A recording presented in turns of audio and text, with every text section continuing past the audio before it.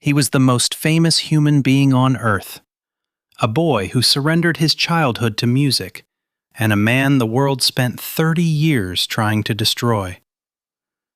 Michael Jackson sold 70 million copies of a single album. He patented a gravity-defying dance move. He survived 2 criminal trials, a hair fire, a near miss at the World Trade Center, and a debt of $500 million. And then, 51 days before the greatest comeback in pop history, he was gone. This story ends in a way that still stops me cold. If that sounds like your kind of story, hit like right now. August 29th, 1958. Gary, Indiana, a steel mill city ringed by blast furnaces and poverty, 40 miles southeast of Chicago. Catherine and Joseph Jackson already had 3 children. Michael was the 5th of what would become 9, born into a 2-bedroom house at 2300 Jackson Street. Joseph Jackson worked the day shift at Inland Steel and played rhythm guitar in a band called the Falcons at night. The band never broke through. That failure would become the engine of everything that followed, and not the gentle kind of engine. Michael could walk at 9 months. He was already watching everything. 1964. Michael is 6 years old. Joseph has already been drilling his older sons, Jackie, Tito, Jermaine, and Marlon, into a performing group. Then one afternoon he watches Michael. The kid does not just sing. He mimics James Brown off the television, note for note, move for move, with a precision that stops the room. Joseph pulls him into the group immediately. The Jackson 5 begin rehearsing every day after school and through entire weekends. Former members of the household described the atmosphere plainly as fear. But the music was already undeniable, and the next stop would be the biggest record label in black music history. 1969. Berry Gordy signs the Jackson 5 to Motown Records in Detroit. Michael is 10 years old. Their debut single, I Want You Back, hits #1 on the Billboard Hot 100. Then ABC. Then The Love You Save. Then I'll Be There. 4 consecutive #1 singles before Michael's 12th birthday, a record no act had achieved before. The world had never seen a child performer like this. But behind the curtain, Michael later said he cried alone in his hotel room after shows, because the work never stopped, and neither did Joseph. The boy on stage was electric. The boy off stage was exhausted and entirely alone. 1979. Michael is 20 years old and finished being a sideman to his own name. He partners with producer Quincy Jones and records Off the Wall for Epic Records in Los Angeles. It sells over 20 million copies worldwide. 4 top 10 singles from a single album, a first for any solo artist in chart history. The music industry takes notice. But Michael is already unsatisfied. He tells Quincy Jones directly, he wants the next record to be the biggest album ever made. Most people in that room thought he was being naive. He was not. He was already building the blueprint in his head. November 30th, 1982. Thriller arrives. It becomes the best-selling album in recorded history, certified at 70 million copies sold by the RIAA. 7 of its 9 tracks become top 10 hits. The title music video, directed by John Landis, runs 14 minutes and premieres on MTV like a theatrical short film, breaking the network's informal color barrier in the process. Then, on May 16, 1983, Michael debuts the moonwalk on national television during the Motown 25th anniversary special. The broadcast reaches 47 million viewers. A generation decides, in that single televised moment, what cool looks like. The question now is whether the man inside the myth can survive what comes next. January 27, 1984. During the filming of a Pepsi commercial at the Shrine Auditorium in Los Angeles, a pyrotechnics charge fires 4 seconds early and ignites Michael's hair. He suffers second-degree burns to his scalp. The incident is captured on camera by dozens of crew members. Pepsi settles for $1.5 million, which Michael donates entirely to the Brotman Medical Center burn unit. He also funds a hyperbaric chamber for the facility. 2 years later, his management team leaks a photograph of Michael lying inside a hospital oxygen tank to the National Enquirer, claiming he sleeps in one every night to live to 150. The story is fabricated. The photograph is staged. The target audience is the tabloid press, and the actual goal is publicity for his upcoming sci-fi film, Captain EO. 1986. Michael's dermatologist, Dr. Arnold Klein, diagnoses him with vitiligo, a chronic autoimmune disorder that destroys melanocytes, the cells responsible for skin pigmentation. The condition is progressive and irreversible. By the early 90s, it is spread so extensively it qualifies as vitiligo universalis. Clinical protocol calls for Benequin, a prescription depigmentation agent, to even out the remaining dark patches to match the already white areas, creating a uniform skin tone manageable under stage lighting. After Michael's death, the Los Angeles County Coroner's official autopsy report confirms every detail.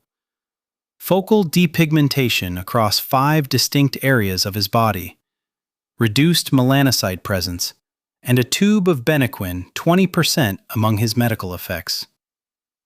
The tabloids called it vanity and self-hatred. The coroner called it medicine. Those are not the same thing. 1987. Michael is quietly engineering something no human body should be able to do on a stage. Working with costume designers Michael Bush and Dennis Tompkins, he develops a boot with a precisely machined heel slot that locks onto a retractable floor peg, allowing a performer to lean forward at a 45-degree angle that defies standard biomechanics. The move debuts publicly in the Smooth Criminal music video.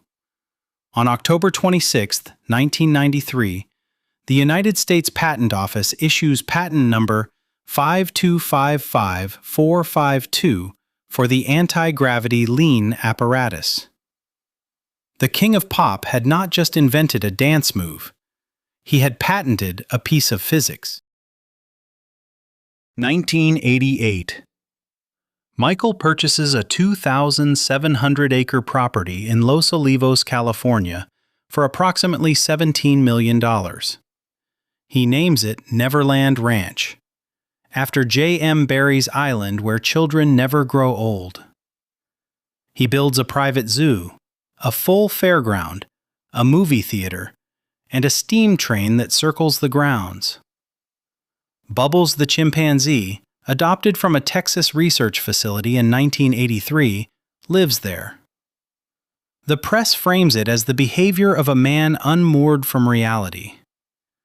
Michael frames it as the childhood Joseph Jackson never allowed him to have. Both things contain truth. But Neverland is also about to become the address the world associates with the worst accusations of his life. February 10, 1993. 90 million Americans watch Michael sit down with Oprah Winfrey at Neverland, the largest television audience for an interview in recorded history at that time. He addresses the skin change on camera, confirming the vitiligo diagnosis for the first time publicly. He speaks about Joseph's discipline, about loneliness, about a childhood spent entirely in rehearsal rooms and tour buses.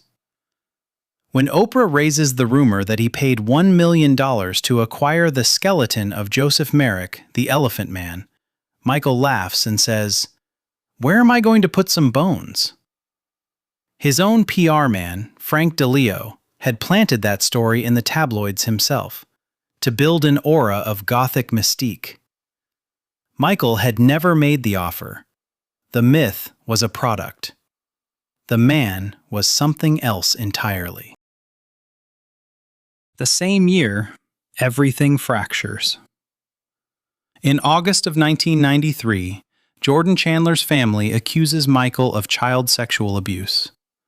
Michael denies every allegation. A criminal investigation opens in Los Angeles and Santa Barbara counties simultaneously. In January of 1994, the civil case settles out of court for a reported $23 million, with no admission of guilt. The criminal case is dropped when the accuser declines to testify. But the settlement becomes the headline, and the dropped charges become the footnote. Michael tells Martin Bashir in 2003 that his lawyers advised the settlement to end the distraction. The world divides sharply, and it never fully reunites. The next decade will test every defense he has left. September 2001.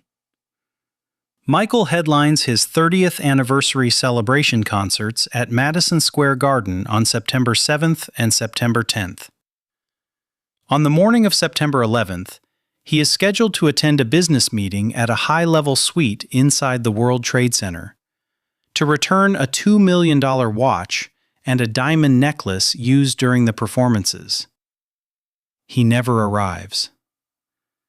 After the final concert on the night of the 10th, he stays up until roughly 3 in the morning in deep conversation with his mother Catherine and his sister Rebbe. The exhaustion causes him to severely oversleep. He misses the meeting entirely. At 8:46 in the morning, American Airlines Flight 11 strikes the North Tower. Michael Jackson is still in his hotel room. 2005. A second criminal trial. Santa Barbara County charges Michael with child molestation involving a 13-year-old cancer patient named Gavin Arvizo. The trial runs 5 months. On June 13, 2005, the jury returns not guilty verdicts on all 14 counts. Michael weeps outside the courthouse. Supporters release white doves. But Neverland is emotionally gone. He never spends another night there. He moves to Bahrain, then Ireland, then Las Vegas. He is $50 million in debt.